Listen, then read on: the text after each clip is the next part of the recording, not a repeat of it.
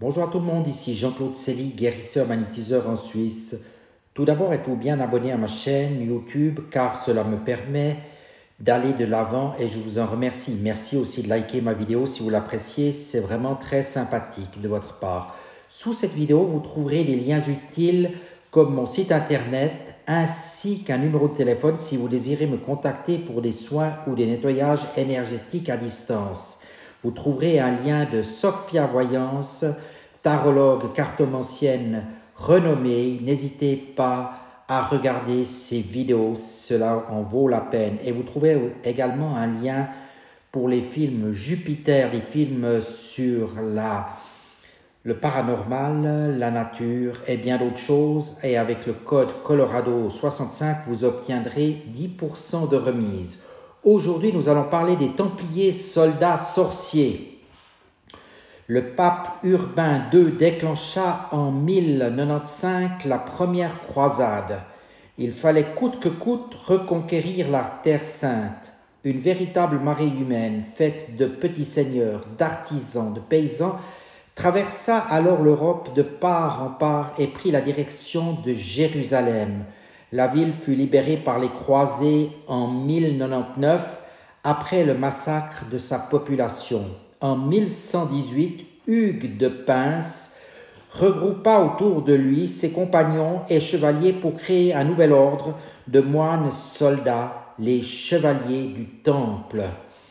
Ils avaient pour vocation la défense, le ravitaillement et le soin des pèlerins sur les routes de Terre Sainte. Après la prise de Jérusalem, le roi Baudouin Ier les accueillit et leur offrit la possibilité de construire leur citadelle sur les ruines du temple de Salomon. Ce domaine devint la maison mère de l'ordre du temple. Les chevaliers étaient tenus à des règles strictes, c'était un ordre monastique et ils devaient jurer chasteté, pauvreté et obéissance. L'ordre devint de plus en plus puissant. Des commanderies, forteresses, fermes, fortifiées fleurirent sur d'immenses territoires. On en dénombrait plus de 9000 en Terre Sainte et partout en Europe. Les Templiers étaient avant tout des guerriers, mais ils devinrent vite des bâtisseurs hors pair, des agriculteurs et des banquiers avisés. Après l'échec de la 7e croisade qui se solda par la perte de Jérusalem en 1244, et la prise de Saint-Jean d'Acre en 1291, la présence templière ne fut plus perceptible en Orient. L'ordre se replia en Occident, mais n'y était plus très populaire. Trop de passe-droits, de dons variés, trop de pouvoir et d'argent lui avaient été octroyés. Le roi Philippe le Bel, jaloux, décida de leur perte. Il fit arrêter les principaux commandeurs de France le vendredi 13 octobre 1307 sous prétexte d'hérésie. Après de nombreux procès qui s'étalèrent sur plus de 7 ans, certains finirent au bûcher de l'île aux Jones à Paris. Les autres furent bannis et spoliés de toutes leurs possessions. Le grand maître des Templiers, Jacques de Molay, condamné à mort le 19 mars 1314, maudit ses bourreaux du haut du bûcher en flammes. Pape Clément, roi Philippe, avant 1 an, je vous cite à comparaître devant le tribunal de Dieu pour y recevoir votre juste châtiment. Maudit, maudit, soyez maudits jusqu'à la 13e génération de vos races. Le pape Clément et le roi Philippe le Bel moururent tous deux quelques mois après la malédiction de Jacques de Molay.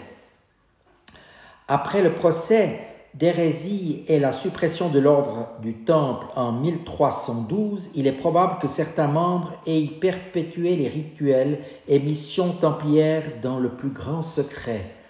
On a reproché aux Templiers d'être des hérétiques, des païens, s'adonnant au pire péché de cracher sur les crucifix et de les piétiner le vendredi saint. On racontait qu'un mystérieux chat noir, engeance démoniaque, présidait leurs cérémonies. On les a accusés surtout d'être des sorciers adorant le diable et des impies se prosternant devant des figures diaboliques à 3 têtes, comme entre autres le Baphomet, Enfin, les commanderies templières étaient suspectées de cacher, chacune en son sein, une de ces idoles de cire, de paille ou de métal. Ces figures étaient certainement liées à d'anciens cultes agraires de fertilité comme celui d'Hécate ou de Diane. On croyait que ces représentations favorisaient les floraisons et les germinations des graines.